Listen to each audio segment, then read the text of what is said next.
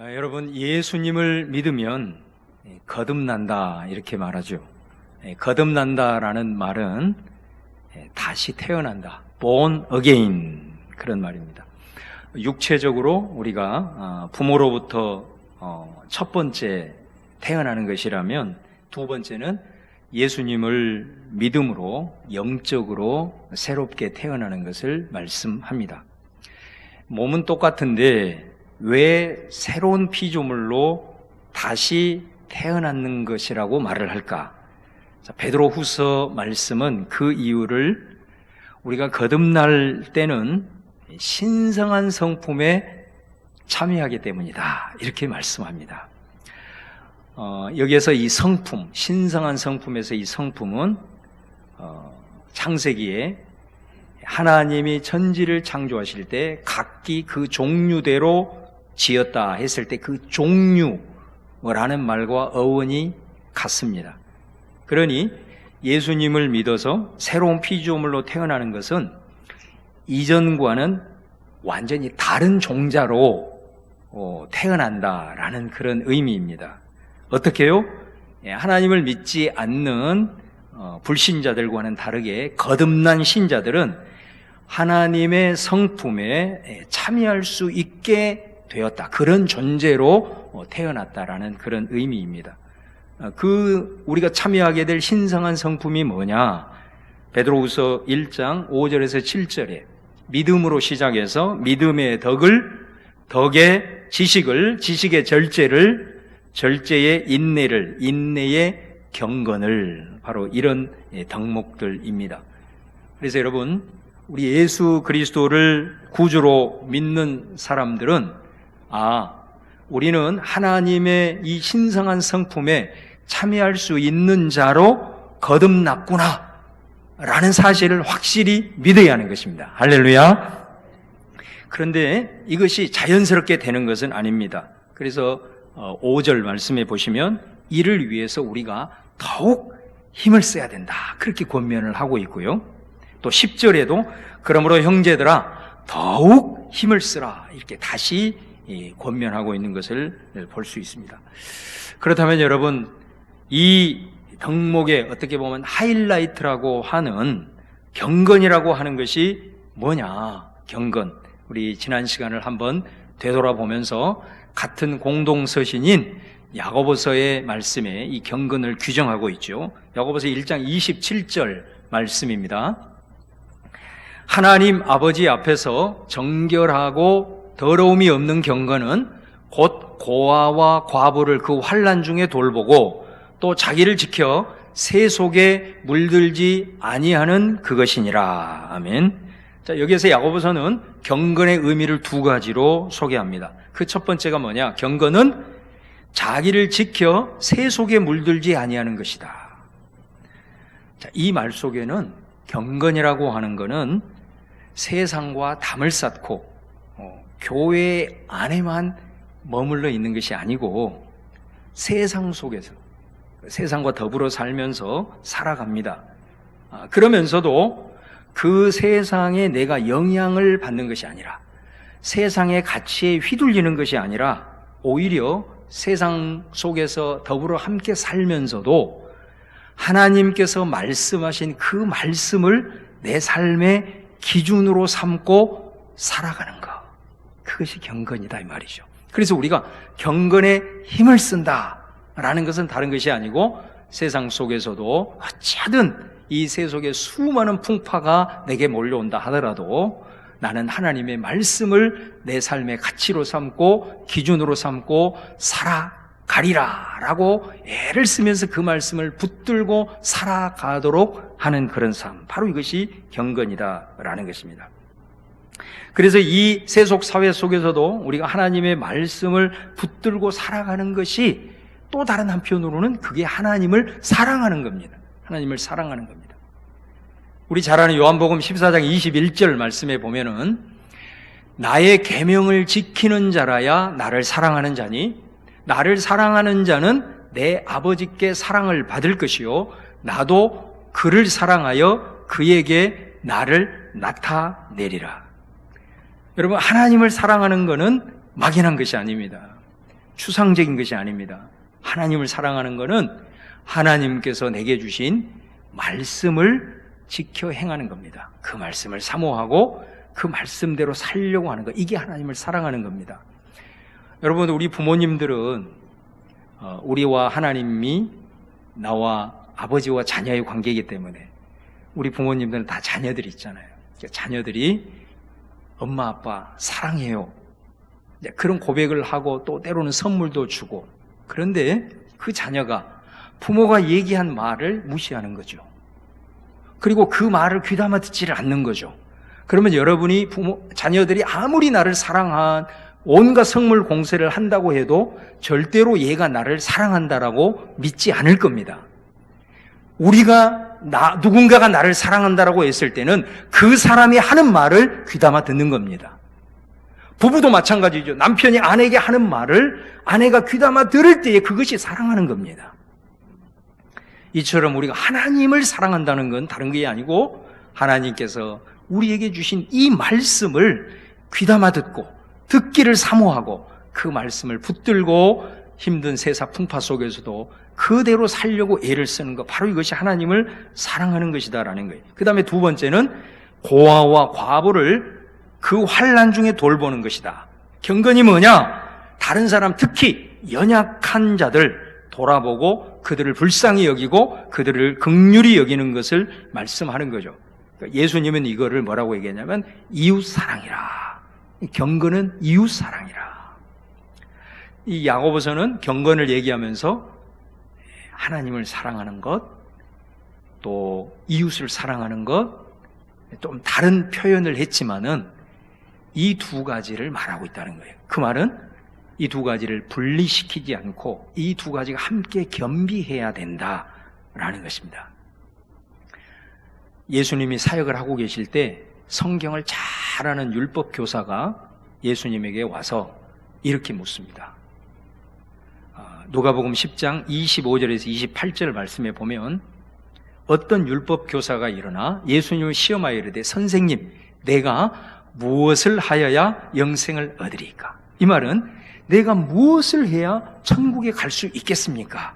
그 말을 묻는 겁니다. 그때 예수님이 이르시되 율법에 무엇이라 기록되었으며 네가 어떻게 읽느냐? 다시 말하면 하나님의 말씀에 뭐라고 기록되어 있느냐? 그리고 너는 그 말씀을 어떻게 읽고 어떻게 해석하느냐? 예수님이 그렇게 말씀하셨죠. 그때 이 사람이 이렇게 대답합니다. 내 마음을 다하며 목숨을 다하며 힘을 다하며 뜻을 다하여 주 너의 하나님을 사랑하고 또한 내 이웃을 내 자신같이 사랑하라 하였나이다. 자, 이렇게 말을 하자 예수님이 말합니다. 예수께서 이르시되 네 대답이 옳도다. 이를 행하라. 그러면 살리라. 여기 산다는 거는 그러면 네가 천국에 갈 수 있을 거야. 이 말을 하는 거죠. 여러분, 경건은 하나님을 사랑하는 겁니다. 그래서 세속의 풍파 속에서도 어찌나 하나님의 말씀을 붙들고 살려고 애를 쓰는 것. 또 경건은 뭐냐? 이웃을 내 자신같이 사랑하는 거다. 중요한 것은 이 둘이 절대로 분리되지 않는다는 것. 그래서 요한일서 4장 20절 말씀에 누구든지 하나님을 사랑하노라 하고 그 형제를 미워하면 이는 거짓말을 하는 자니 보는 바 그 형제를 사랑하지 아니하는 자는 보지 못하는 바 하나님을 사랑할 수 없느니라. 자, 오늘 이 말씀을 통해서 오늘 우리에게 주신 이 베드로후서 1장 7절 말씀을 다시 한번 보기를 원합니다. 한번 큰 소리로 우리 함께 같이 한번 봉독할까요? 시작! 경건의 형제 우애를 형제 우애의 사랑을 더하라. 자, 경건이 무슨 의미인지 우리가 함께 나누었습니다. 자, 그러면서 이 경건의 형제 우애를 더하고 형제 우애의 사랑을 더하라.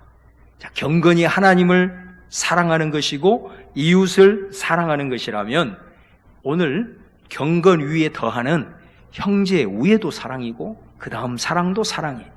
자, 이 형제 우애와 사랑은 그럼 뭐가 되느냐? 경건의 증거가 된다는 거죠. 내가 경건하다는 증거가, 표식이 뭐냐? 바로 그것은 형제 우애와 사랑, 이것이 경건의 증거가 된다는 것입니다. 내가 거듭나서 하나님의 성품에 참여한 자다. 그 출발이 믿음이에요. 왜? 거듭나야 되니까. 그 출발이 믿음이에요. 그리고 그 핵심이 뭐냐면 경건이거든요. 경건. 그러면 경건이 야고보서 1장에도 뭐라고 그랬습니까? 이게 온전한 신앙인이에요. 성숙한 신앙이에요. 조금도 부족함이 없는 온전한 자로 우리를 세우게 하려 함이라.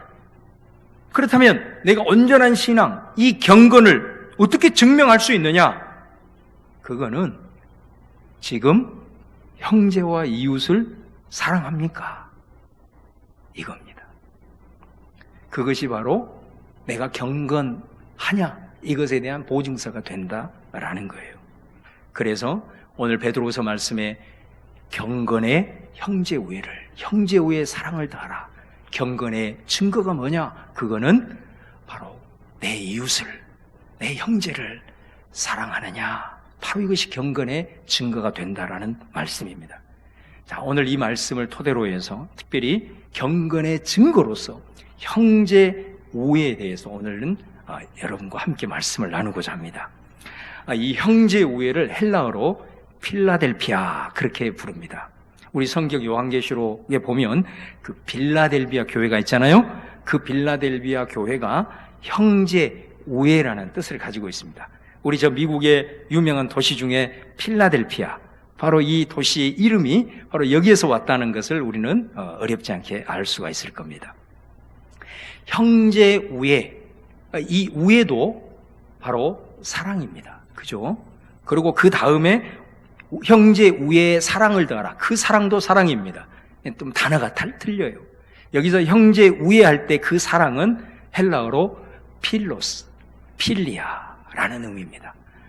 흔히 우리가 이 말을 뭐라고 번역하면 우정이다. 친구 간의 우정, 우애 이렇게 번역을 합니다. 그리고 이 형제 우애에 사랑을 더하라 할 때 그 사랑은 헬라어로 아카페라는 단어를 씁니다. 이 아카페는 뭐냐면 신적인 사랑입니다. 하나님의 언약적 사랑. 그러니까 하나님께서 우리에게 언약을 통해서 주시는 그 하나님의 사랑을 깨닫지 못하면 이 아카페는 도저히 이해가 안 되는 그런 의미이겠지요. 자, 그렇다고 한다면 특별히 이 형제 우애, 이 말이 도대체 무슨 의미일까?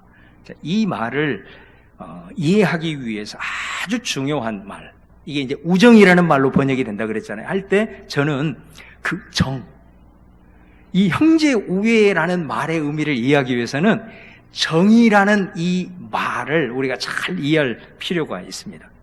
여기에서 이 정, 그 앞에 형제가 붙어 있잖아요. 우리 형제는 대체적으로 어떻습니까? 피를 나눈 사이라고 그럽니다. 그래서 피는 물보다 진하다. 그게 형제 사이죠. 여러분에게 한번 물어보겠어요. 그 형제들에게 지금 매일 이렇게 연락하고 지내시나요? 또 그 형제들에게 매일 이렇게 사랑한다고 그렇게 고백하면서 지내시나요? 물론 그런 분들도 계십니다만은 그렇지 못한 경우도 많습니다. 오죽하면 멀리 있는 형제보다 가까이 사는 이웃이 사촌이다, 이런 말이 있겠습니까? 같은 형제라도 사실 매일매일 순간순간 그렇게 하지 못하는 우리들의 모습이 있습니다. 또 어떤 경우는 형제들과의 관계가 좋지 않는 분들도 있는 것을 볼 수가 있습니다. 자, 그런데 그런 형제의 가운데 어떨 때 내가 내 삶에 굉장히 어려움을 당했습니다. 위기가 찾아온 겁니다. 그러면 어떻습니까? 우리 흔히 쓰는 말로 형제밖에 없어요. 그죠? 형님밖에 없는 겁니다. 누나밖에 없는 겁니다. 동생밖에 없는 겁니다. 평소에 멀리 있고 우리가 매일매일 사랑 고백을 하지 않는다 하더라도 결정적인 순간이 되면 형제들이 나서서 나를 도와주고 내 손을 잡아주고 나를 일으키는 것을 볼 수가 있습니다. 왜 그래요? 정 때문에 그런단 말이죠. 정 때문에. 친구나 지금 가까운 사이라고 하더라도 어느 순간 헤어질 수 있고 깨질 수 있습니다. 그러나 형제는 그렇지 않습니다. 왜요? 그놈의 정 때문에. 정 때문에. 그래서 이 필라델피아 형제 우애는 사랑인데 어떤 사랑이냐면요, 정으로 맺어진 관계입니다. 정으로 맺어진 사랑, 이것이 바로 필라델피아입니다. 정으로 엮어진 이 사랑은요, 절대로 쉽게 끊어지지 않습니다. 그런데 여러분, 이 정이 어떻게 형성이 됩니까? 쉽게 되나요? 그러지 않습니다. 정이 쌓는 것은 먼저 시간이 오래 걸립니다. 하루아침에 절대로 정이 쌓이지를 않습니다. 또 두 번째는 항상 좋은 관계, 다시 말하면 도와주고 격려한다고 해서 정이 쌓이는 것만이 아닙니다. 우리 흔히 쓰는 말로 정 할 때 미운 정, 고운 정 그렇잖아요. 정이라고 하는 거는 아주 좋은 관계를 통해서도 쌓이기도 하지만 다툼, 갈등, 여러 가지 그런 오해, 아픔, 이런 미운 것들, 이런 것들이 쌓여서 그것들이 해결될 때 더 정이 쌓이는 것을 우리가 볼 수가 있습니다. 여러분, 한번 여러분 형제간을 한번 보십시오. 어렸을 때 우리 형, 동생, 누나들 사실 얼마나 많이 싸웁니까?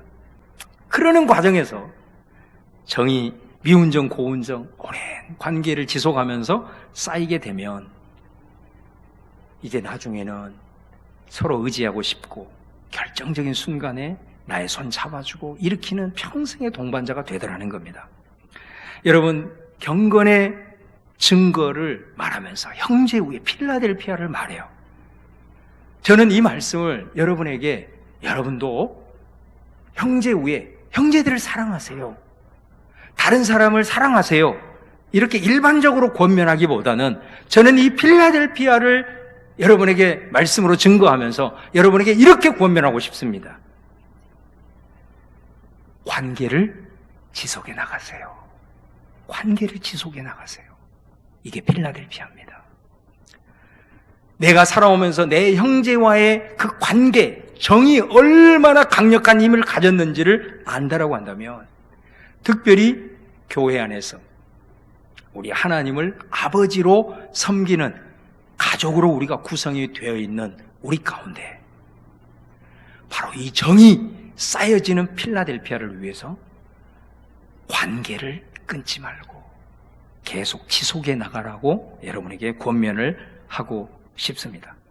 여러분, 저는 오늘 이 말씀을 준비하면서 베드로 사도가 왜 사랑을 얘기하면서 아카페, 이거 하나님의 사랑이거든요. 사실 우리에게 권면을 하면서 형제를 사랑하되 하나님의 사랑으로 사랑하세요, 그러면 다 끝나는 거예요. 사실은 이게 결론이잖아요. 하나님의 사랑으로 사랑하세요, 그렇게 하면 끝날 일을 왜 그 앞에다가, 그 하나님의 사랑 앞에다가 필라델피아, 아카페 앞에다가 형제 우애, 다시 말하면 정으로 맺은 관계를 지속해 나가세요 라고 얘기를 했을까? 질문이 생기더라고. 제가 그 이유를 설교 마지막에 말씀을 해드릴게요. 정말로 우리가 깊이 이 말씀을 새겨드려야 될 대목이라고 여겨집니다. 여러분, 정으로 단단히 묶여진 이 형제 우애가 되기 위해서는 항상 우리 속에 뭐를 기억하고 있어야 되냐면, 좋은 일만 있는 게 아니고 그 관계 속에서는 다툼과 때로는 갈등과 오해와 이런 여러 가지 것들이 항상 깔려 있다는 것을 우리가 기억해야 된다는 겁니다. 여러분, 세상에 존재하는 모든 공동체는, 부부를 포함한 가족, 교회, 모든 세상의 공동체는요, 두 사람 이상이 모이는 곳에는 반드시 거기는 다툼이 있고 시기도 있고 좋은 일만 있는 게 아니라 좋지 않는 그런 부분이 존재하는 것입니다. 갈등이 오게 되면 관계는 묶이게 됩니다. 근데 여러분 생각해 보세요. 우리가 끈을 묶잖아요. 근데 그 끈을 묶을 때에 그 끈은 어때요? 다시 역으로 하면 반드시 풀어지게 돼 있습니다. 반드시 갈등은 관계를 묶지만 그 묶은 관계는 풀어질 수 있는 겁니다. 갈등은 풀하고 있는 것입니다. 적어도 교회 공동체 안에서 여러분, 우리 형제 사이도 막 서로 갈등 관계로 관계가 묶였을 때, 어느 순간에는 부모님들이 개입하셔서 또 이렇게 풀어주듯이 우리는 우리의 부모님이 되신, 우리의 아버지가 되신 하나님이 계시기 때문에 교회 안에도 그런 갈등과 이런 게 없는 것이 아니라 그 속에서도 묶여있는 것을 하나님이 때로는 도와주셔서 또 풀 수 있도록 하심으로 말미암아 우리 관계가 정으로 하나씩 하나씩 쌓여감으로 말미암아 그 속에서 우리에게 주시는 하나님의 놀라운 은혜가 있는 것을 보게 돼요. 여러분, 요즘은 특별히 더 그런다고 그래요. 많은 사람들이 교회를 정하지 못하고 이곳 있다가 또 그곳에서 또 뿌리를 내리지 못하고 또 저곳으로 떠돌아다닌다고 합니다. 그 말은 뭐를 증명합니까? 우리가 겉보기에는 아무리 훌륭한 교회라고 하더라도, 아무리 분위기가 좋은 교회라고 하더라도 내가 어느 정도 그 교회를 다니다가 이제는 내가 이 교회에 소속이 돼야 되겠구나, 내가 구역에도 들어가야 되겠구나, 소모임에도 들어가야 되겠구나, 관계를 엮기 시작하면 반드시 거기에는 갈등의 관계가 존재할 수밖에 없다라는 겁니다. 그래서 내가 원하고 기대하는 그런 교회를 찾아서 갔는데 그 관계를 딱 엮는 순간에 내가 이것 때문에 교회를 옮겼는데 하면서 거기에서 또 그 관계를 직면하게 된다라는 거예요. 피할 수 없는 거예요. 세상에 존재하는 내가 기대하고 있는 공동체를 기대하려면 그 사람은 혼자 살 수밖에 없는 겁니다. 많은 사람들이 교회를 옮기는 그것은 바로 이것을 반증하는 겁니다. 아무리 훌륭한 교회, 아무리 좋은 교회도 거기에는 우리가 생각하지 못한 갈등과 다툼과 아픔과 오해가 거기도 여전히 존재한다라는 것을 가장 잘 보여주는 반증이 된다라는 것입니다. 아마 이 시간에도 예배를 드리면서 힘든 문제로 신음하고 있는 우리 성도님들이 있을 겁니다. 또 갈등과 아픔과 오해로 인하여 내가 이 교회를 계속 다녀야 되냐, 옮겨야 되냐, 이런 고민을 하고 있는 분들도 있으리라 여겨집니다. 근데 오늘 여러분, 이 필라델피아 정이라고 하는 것은 시간이 걸리고 고운 정도 있지만 그 미운 정을 통해서 바로 그 갈등의 힘든 순간이 보이지 않는 아버지가 그 하나님이 의식이 되고 또 그 하나님을 만날 수 있는 기회가 되고 그분의 도우심을 생생하게 체험하는 순간이 될 수 있음을 기억하면서 우리 가운데 있는 이 소중한 관계를 계속해서 지속시켜 나가므로 필라델피아의 역사를 이루는 우리 사랑하는 성도들 다 되시기를 주님의 이름으로 축원합니다. 여러분, 공동체 안에서 이 형제 우애가 이제 쌓이게 되면 어떤 특징적인 현상이 한 가지가 나타나냐면요, 우리 형제간을 한번 보세요. 우리 형제 가족의 그 형제간을 보면 형제는 어떤 특징이 있냐면요, 서로 평등한 관계라는 겁니다. 여러분, 형제들이 모여서 형님이 국회의원이고 동생이 건설 현장 노동자고 누나가 무슨 교수고 이런 것들이 형제 사이를 규정하지 못합니다. 저도 위로 누님이 4분 계십니다. 다 권사님이고 집사님들인데 제가 가끔 누님들 집에 가서 식사를 하게 되면은 밥을 먹기 전에 다 제 눈치를 봅니다. 왜냐하면 내가 목사니까 당연히 기도는 목사가 해야 된다 이렇게 생각을 하고 계시는 것 같아요. 그래서 저는 제일 힘든 것 중에 하나가 뭐냐면 누님 집에 가서 기도하는 겁니다. 희한하게 내가 기도를 못해서가 아니라 누나 집에 가면 기도가 막혀버리는 거예요. 그 왜 그럴까요? 누님 집에 가면 목사라는 타이틀을 벗어버리고 싶은 거예요. 그분들은 내게 교회 집사가 아닌 거예요. 교회 권사가 아닌 거예요. 그냥 저는 그분들 앞에서 어리광을 부리고 싶고 그냥 동생으로 남고 싶은 거, 이게 여러분 형제지간 아니겠습니까? 우리 누님들도 제가 문 열고 탁 들어가면 처음에는 윤 목사님 오셨어요 이래요. 그러다가 두세 마디 말 섞이면 윤 목사 이렇게 반말을 하기 시작합니다. 그러다가 식사를 하다가 한 10분 정도 지나면 까불지 마, 네 어렸을 때 고추 달랑달랑 내놓고 다닌 거 다 봤어 뭐 이러면서 나를 막 기를 죽이거든요. 기 죽어 막 이렇게 이제 됩니다. 형제들이 모여서 네가 무슨 일을 하고 있고 연봉이 얼마고 무슨 직분이 아무런 의미가 없다는 거예요. 이것이 형제 우애예요. 정으로 쌓여가는 형제의 우애가 주는 능력입니다. 내 존재 자체를 그대로 받아준다는 거죠. 이게 형제의 우애 필라델피아라는 겁니다. 여러분, 저는 사실 이 지역에 연고가 없습니다.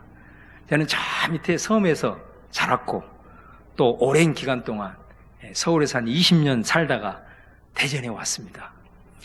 저는 대전에 엑스포 때 처음 와보고 성민교회 부임하면서 대전을 두 번째에 온 겁니다. 제가 목사였음에도 불구하고 사실은 굉장히 적응하기는 쉽지 않았습니다. 스타일이 많이 달랐고요. 지금도 그 적응하는 과정에 있습니다. 때로는 이해가 되지 않는 그런 때가 있었고 속으로 마음고생도 심하게 했던 때도 있었습니다.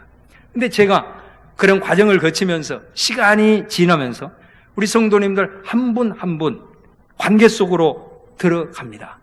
지금도 그 과정에 있지만은 제가 그 성도님들 한 분 한 분과 얘기하면서 겪어보면서 느끼는 제가 지금의 고백은 내가 목회하는 과정에서 정말 이렇게 착하고 이렇게 순수한 분들을 내가 만날 수 있을까? 여러분, 이게 립서비스 아니에요. 진짜 제 고백입니다. 정말로 때로는 지금도 답답하기도 하고 어려움도 겪었지만은 우리 성민교회 장로님, 권사님, 집사님들 표현하지 않지만 정말 깊이 우러나는 그 동치미 국물처럼 정말 얼마나 감사한지 몰라요. 이게 관계를 지속함으로써 미운정 고운정 쌓이면서 나타나는 형제 우애의 열매더라는 거죠. 오늘 말씀을 마무리하면서 제가 얼마 전에 한 강의를 들었습니다. 그 강사님이 이런 말씀을 하시더라고요. 새가족이 교회에 오면 그 사람은 하나님을 만나기 전에 사람을 먼저 만난다. 그 사람이 하나님의 사랑을 깨닫고 하나님을 체험하기 전에 먼저 사람들의 관심과 사랑을 먹어야만 한다. 교회는 그 사람이 하나님의 사랑을 깨닫는데 오랜 시간이 걸리기 때문에 그동안 이 사람을 하나님께만 맡기지 말고, 자, 이 말이 아주 중요합니다. 여기서 하나님께 그 사람을 맡긴다는 것은 그 사람을 위해서 기도한다는 거거든요. 여러분, 사실 그렇잖아요. 새가족이 왔을 때 내가 예수 믿기로 작정하고 이 교회에서 내가 믿음 생활이라고 하는 순간 그때부터 얼마나 마귀 사탄이 그 심령을 마음을 도둑질하고 흔드는지 몰라요. 기도하지 않으면 그 영혼을 위해서 우리가 중보하는 걸 쉬어버리면 그 사람은 버티지 못합니다. 그거 우리가 하나님께 맡기는 거예요. 그 영혼을 기도하는 거거든요. 근데 뭐라고 얘기하냐면 그 사람이 홀로 하나님께 서기까지 시간이 오래 걸리기 때문에 그 사람을 하나님께만 맡기지 말고 기도만 하지 말고 실제로 그 기간 동안 그 사람에게 헌신해야 된다. 헌신이라는 말. 그러면서 그런 얘기를 해요. 그런 교회만이 성장한다. 하나님께만 맡기고 그 사람에게 우리 기존의 성도들이 헌신하지 않는다면 대부분 그 사람은 얼마 기간 후에는 떠나가게 된다. 여러분, 우리 교회가 새로운 발돋움을 위해서 정말로 저도 그렇고 여러분도 그렇고 이 메시지를 꼭 기억했으면 좋겠어요. 그 다음에 또 하나, 오늘 베드로가 이 하나님의 사랑, 아가페를 말하기 전에 왜 형제 우애를 먼저 말할까? 저는 우리 교회 공동체에 아직 깊이 들어오지 못한 분들, 또 교회에 새롭게 방문하신 분들, 또 교회 공동체 안에 들어왔지만 상처를 안고 있거나 갈등 가운데 힘들어하는 분들에게 오늘 이 필라델피아가 여러분에게 위로가 될 수 있기를 바랍니다. 그리고 여러분에게 꼭 힘이 될 수 있기를 바랍니다. 갈등의 매듭은 풀하고 있는 것입니다. 아버지 하나님의 도우심으로 좀 시간이 걸릴 수는 있지만 반드시 풀리게 됨으로써 미운정 고운정이 쌓여감으로 진짜 형제 우애를 우리가 경험하게 된다는 거예요. 절대로 피하지 마십시오. 도망치지 마십시오.